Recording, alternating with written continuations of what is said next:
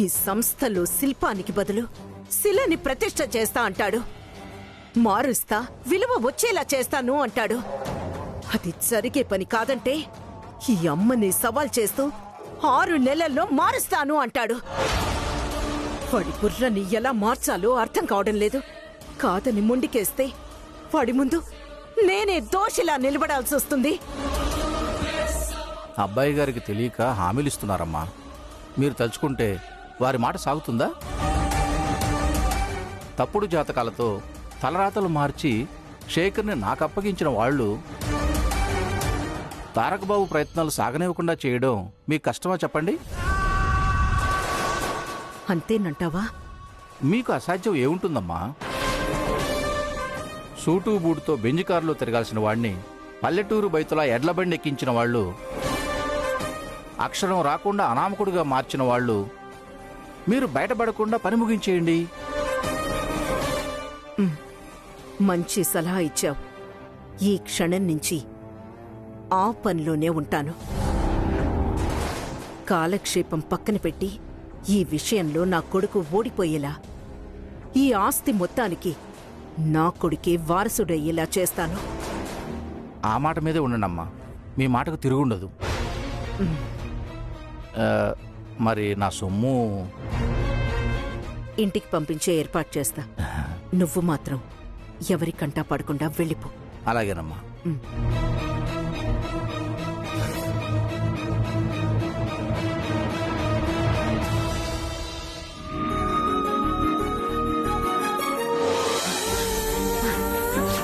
ఈ చైర్మన్ సీట్లో నేను కూర్చోవడం కన్నా నా తమ్ముడు చంద్రశేఖర్ కూర్చోవడమే కరెక్ట్ అని నా అభిప్రాయం.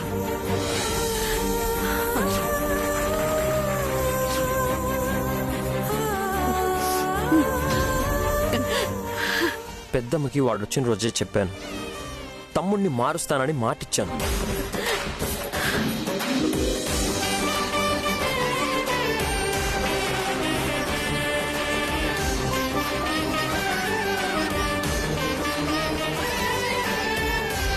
అమ్మా లేఖ,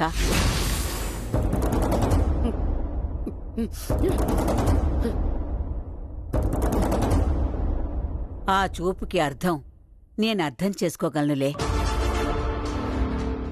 రేఖ అడగ్గానే నేను ఒప్పుకున్నాననేగా. అప్పుడు వద్దని వాదిస్తే అది పంచాయతీ పెడుతుంది. కాదంటే రచ్చ రచ్చ చేసి ఆస్తి పంపకాల దాకా లాగి ఆస్తిని ముక్కలు చేస్తుంది. పాలపొంగులా ఉన్న ఈ సంసారంలో విషం చిమ్మి విరగ్గొడుతుంది. నా కట్టె కాలే వరకు ఈ ఆస్తి ముక్కలవ్వకూడదని అప్పుడు సరే అన్నాను. తారక్ మనసు మంచిదమ్మా. వాడి దుఃఖమేంటో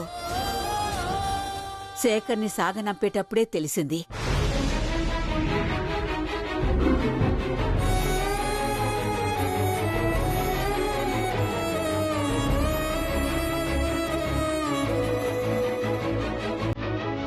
దాని వేలితో దానికన్నే పొడవాలని అప్పుడు సరే అన్నాను.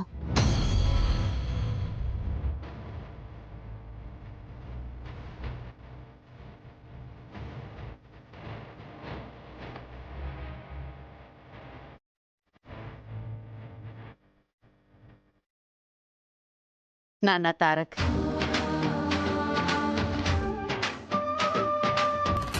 చాలా గొప్ప నిర్ణయం తీసుకున్నావురా. 14 ఏళ్ళు కన్న కొడుక్కి దూరంగా ఉండి తనకి ప్రేమను పంచలేక ఎంతో విలవిల్లాడిపోయాను.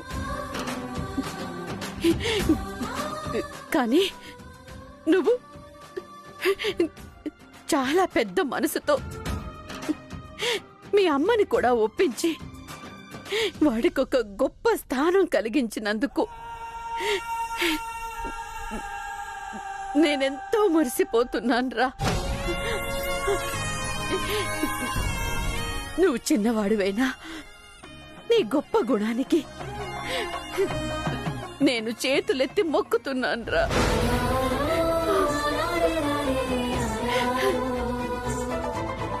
పెద్దమ్మా,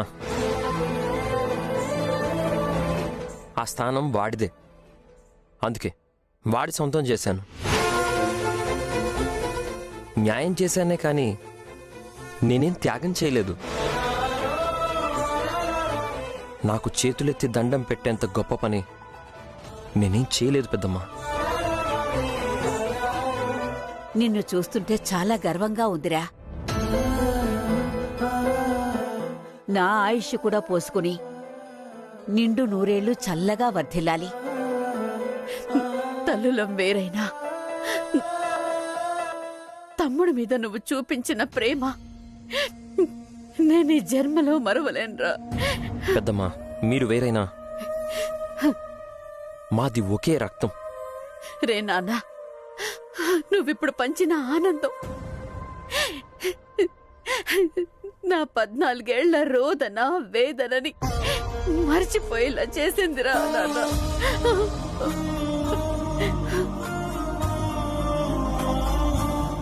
పెద్దమ్మా, ఇంకా ఎవరికంట కన్నీళ్లు రానివ్వను పెద్దమ్మా.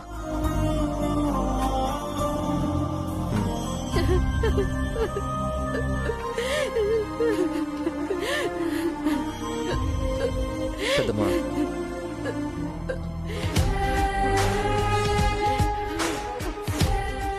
ఏ ఆనందమైతే మీ మొహాల్లో చూడకూడదు అనుకున్నానో అదే ఇవాళ చూడాల్సొస్తోంది. ఇదే శాశ్వతమని మురిసిపోకండి. పథకం రచిస్తా, పర్మనెంట్గా మీ కన్నీళ్లు ఆస్తిగా పంచుతా.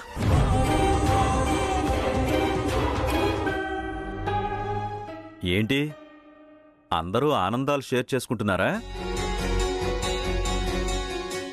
చేసుకోవాల్సిన టైమేలే. తారక్, అన్నీ బాధ్యతగా చేశావురా. అలాగే వాడి పెళ్లి నువ్వే చేసి మంగళవాయిద్యాలు మోగేలా చూడాలిరా. మంచి మాట అన్నావురా. బండకు గుదిబండ, వాడికి పెళ్ళ. అది మాత్రం జరగని పని. ఏ మాత్రం బుద్ధి జ్ఞానం ఉన్న ఆడపిల్ల వీణ్ణి చేసుకోవడానికి ముందుకి రాదు. అవునవును, పెళ్ళి చెయ్యాల్సిందే. కానీ పిల్ల దొరకడం అంత తేలిక కాదు అనిపిస్తోంది. ఎందుకు తేలిక కాదే? అందం, ఆస్తి అన్నీ ఉన్నాయి.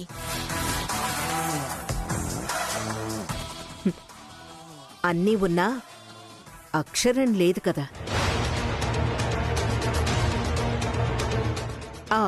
ఇదేమన్నా ఇలవెల్పు సినిమానా? నేర్పించే పిల్ల రావడానికి. చూడ్రేక, ముద్దమందారం సీరియల్లో పెదబాబు కోసం పార్వతి పుట్టినట్టు ఆత్మబంధువు సినిమాలో చదువురాని వాడివని దిగులు చెందకు అనే సావిత్రిలా వీడిని పెళ్లాడబోయే పిల్ల పుట్టే ఉంటుంది.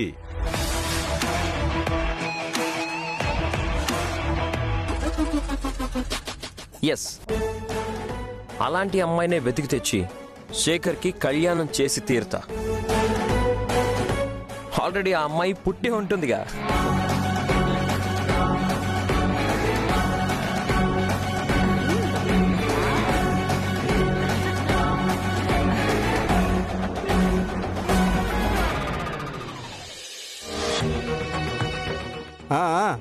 చాలా థ్యాంక్స్ రా, మంచి వార్త చెప్పావు.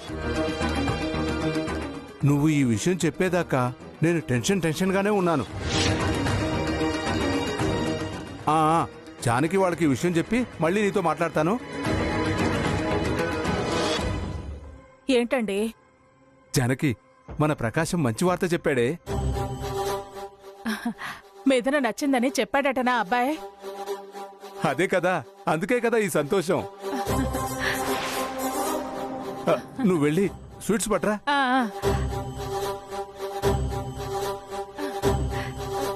మిథునా, అమ్మ వైషు, ప్రకాశం మంచి వార్త చెప్పాడు. అమ్మా మిథునా, నువ్వు చాలా అదృష్టవంతురాలివి.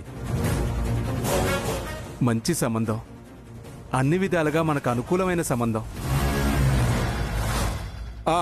ఇక మనం జరగాల్సిన కార్యక్రమాలకి తొందరపడాలి. అవునండి. అమ్మా మిథునా, నీకు అబ్బాయి బాగా నచ్చాడు కదూ?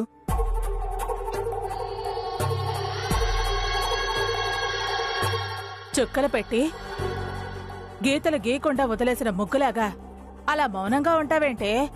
సమాధానం చెప్పు. అమ్మా, మన మిథునకి ఈ సంబంధం నచ్చలేదమ్మా.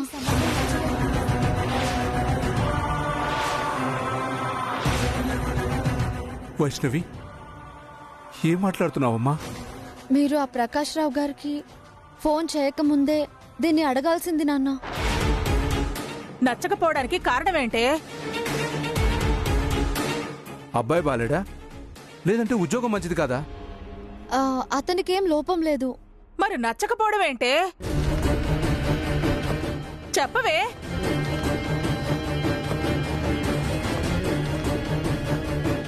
వైషు, నువ్వే చెప్పు.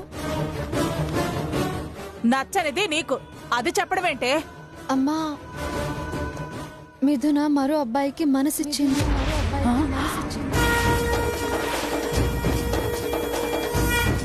ఏంటి, వేరే అబ్బాయిని ప్రేమించిందా? దీని తలకాయ్ ఇది ప్రేమించడమేంటే? ఆ విషయం ముందే ఎందుకు చెప్పలేదు? పెళ్లి చూపులకు ఎందుకు వెళ్ళారు? అప్పుడు చెప్పడానికి ధైర్యం చాలేదు నాన్న. ఇప్పుడు చెప్పక తప్పడం లేదు. నిన్ను నాన్న, ఆవేశపడకండి నాన్న. ఆవేశపడద్దని ఆయన ఆపుతావేంటే? ఈ రోజుల్లో సంబంధాలు కుదరటం అంత తేలిక కాదమ్మా. ఇంకా చూడాల్సిన అవసరం లేదమ్మా. దీని మనసుకి అతను నచ్చాడు. ఏంటమ్మా మనసుకు నచ్చేది? మంచి చెడు దీనికి తెలుసా? నిర్ణయాలు తీసుకునే అంత ఆలోచన దీనికి అసలు ఉందా? ముగ్గుకి చుక్కలెన్నో, గీతలు ఎలా కలపాలో తెలియని దీనికి మనసు తెలుసుకునేంత తెలివుందా? అమ్మా, తెలివితేటలు వేరు, మనసు వేరు. ముందే చెప్దాం అనుకున్నాం, కానీ సంబంధం కుదరకుండా చేసుకొచ్చి తర్వాత మీకు నచ్చజెప్దాం అనుకున్నాం. అతను నచ్చింది అని అంటాడని అస్సలు ఎక్స్పెక్ట్ చేయలేదమ్మా. కుదరకుండా చేద్దామని వెళ్ళారా? అంటే కోడ బలుక్కుని వెళ్ళి మోసం చేశారా? అమ్మా, కన్న తల్లిదండ్రులం, కళ్ళల్లో పెట్టుకుని పెంచి ప్రేమను పంచిన వాళ్ళం. నీ పెళ్లి విషయంలో మంచి చెడు ఆలోచించలేమనుకుని మీ నిర్ణయాలు మీరే తీసుకున్నారా? అది కాదు నాన్న. ప్రేమ అనేది క్షణాల్లో కలుగుతుంది. క్షణాల్లో మాయమవుతుంది కూడా. అయినా దాని సమర్థత తెలిసే దాన్ని సమర్థిస్తున్నావా? దాని నిర్ణయం నమ్మదగిందేనా? ప్రతి చిన్న విషయంలో నీ మీద డిపెండ్ అయ్యేది ప్రేమించాను అనగానే ఎలా సపోర్ట్ చేశావమ్మా? దేనికోసమే నాన్న. మనసిచ్చాను అంది. అతను లేకపోతే బ్రతకలేను అంది. అంటే ఇన్నేళ్ల మా ప్రేమకి విలువలేదా? అమ్మా, నీకు దీని గురించి తెలుసు కదా. ఇది కోరిందేదైనా దీనికి దూరం అయితే ఎంత డిప్రెషన్లోకి వెళ్తుందో. అందుకే నేను దీని పక్కన నిలవాల్సి వచ్చింది. అసలు ఎవరి పక్కన నిలవాలని ఎంచుకున్నావో వాడి వివరాలైనా చెప్పవే.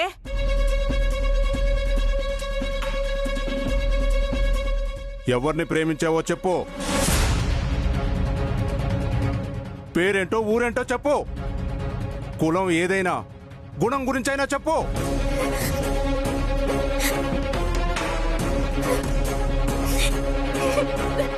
మిథున,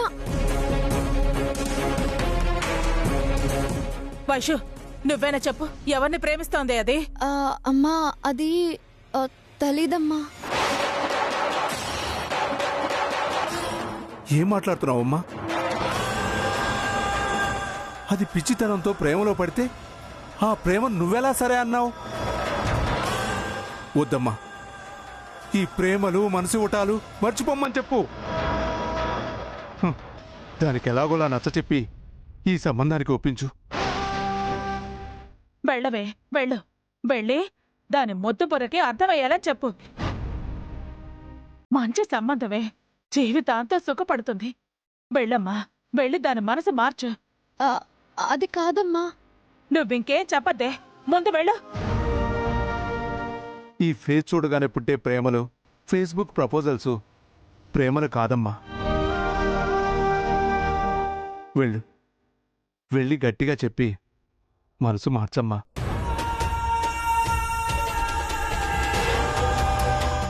అలాగే నాన్న.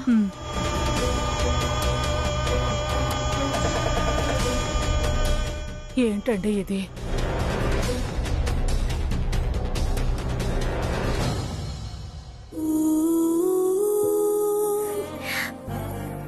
వైషు, నా మనసులో ఉన్న ప్రేమ భావాలకి అక్షర రూపం ఇస్తేనే అచ్చయ్యే అర్హత వచ్చిందే.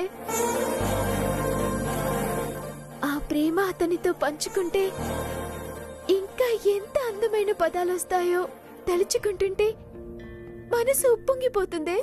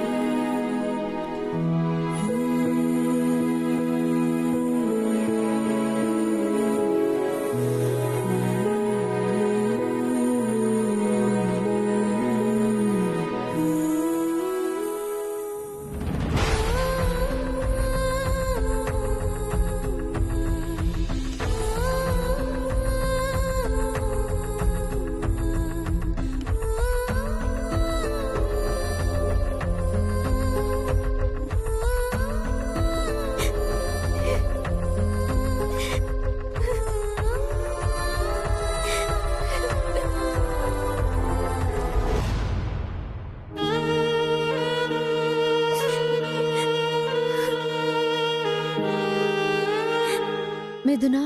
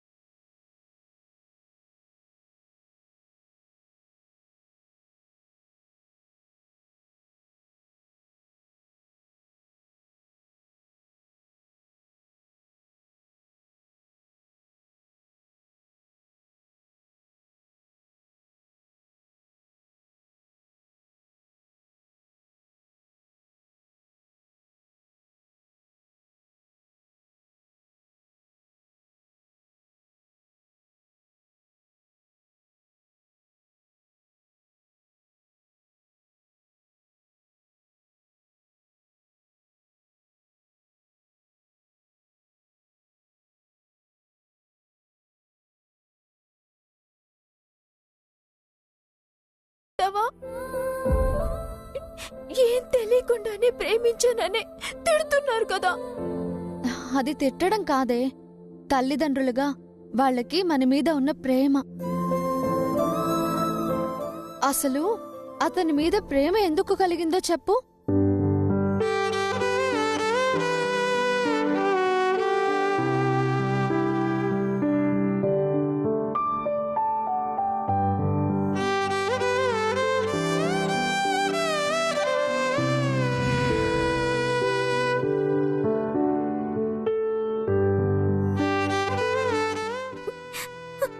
మంచివారు వైషు. పరిచయంలోనే మంచితనం ఎలా తెలుస్తుంది? మొదటిసారి పడిపోతుంటే పట్టుకొని సారీ చెప్పారే, సంస్కారమేగా. పైగా నన్ను మెచ్చుకున్నారు. మళ్ళీ రెండోసారి సారీ చెప్తూ కాస్తైతే ప్రమాదం జరిగేది అన్నారు. అది మంచితనమే కదా.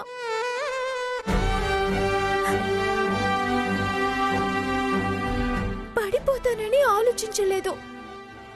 అది సాయం చేసే గుణమే కదా. నన్ను రక్షిస్తూ కూడా నన్ను తాకినందుకు ఫీల్ అయ్యారు. అది వారి క్యారెక్టర్ని ఎలివేట్ చేసింది. మళ్ళీ మూడోసారి నా పొరపాటు వారిని నీళ్లలోకి పడేసినా కోపం చూపించలేదు. అది మంచి మనసుండబట్టే కదా.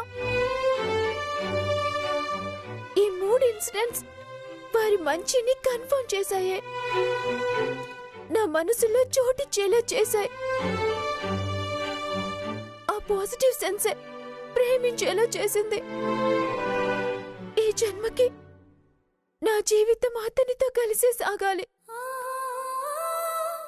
అదే జరగకపోతే ఈ ఇంట్లో నువ్వొక్కదానివే కూతురుగా మిగులుతావు. పిచ్చి మాటలు మాట్లాడుకో, తొందరపడి తప్పుడు నిర్ణయాలు తీసుకోకు. అమ్మా నాన్నలతో నేను మాట్లాడి వాళ్ళు కన్విన్స్ అయ్యేలా ప్రయత్నం చేస్తాను. ఎలా అయినా చేసి తీరాలి వైషు, లేకపోతే ఆపుతావా మిథునా? ముందు మనం అతని వివరాలు సేకరించాలి. అతని గురించి అన్నీ తెలిస్తే గాని అమ్మా నాన్నలతో మాట్లాడలేను. ఒప్పించగలననే నమ్మకం నాకుంది. నువ్వు ధైర్యంగా ఉండు. నువ్వు సాధిస్తావనే నమ్మకం నాకుందే. నీ ప్రేమలో నిజాయితీ నిన్ను గెలిపించాలి. నువ్వు పిచ్చి ఆలోచనలు బుర్రలోకి రానివ్వకు, సరేనా?